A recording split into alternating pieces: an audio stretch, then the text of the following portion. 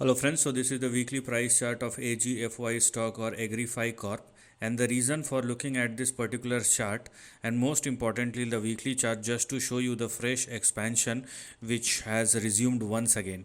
So the stock has been in a recovery mode, and then we have seen correction, consolidation, again up and down, but now we have a fresh expansion that has again started or resumed at or above 30. So 30 is something which we are going to look at as our very immediate support. Meanwhile, we have 21, which is our stop loss. So what we're going to do, the first thing which one must do is please do not go below 30 or lower.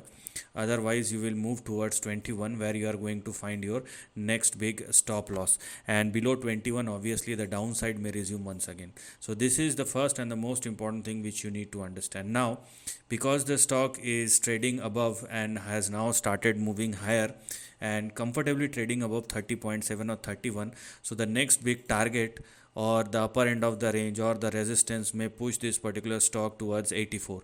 So this highlighted section is something which is active, and that is what you need to look at moving forward. So if the stock continue to trade and sustain above 30 and 31, then the next two big targets which has now become active may push this stock at least in between 78 and 84 or 85.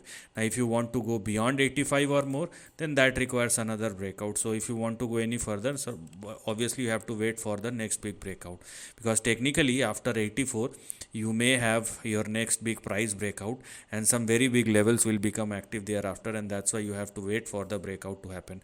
But let's say if it happens, if the stock surpass and sustain above 84, then even the next two immediate target may push AGFY up to or in between 140 and 225. So we have some very massive targets to be looked at over a period of time, and that is what we are going to look at moving forward. But please understand the risk and the volatility which is significantly higher in these kind of cases, and you must take care about it very seriously. So this is the end of the video. Thanks for watching.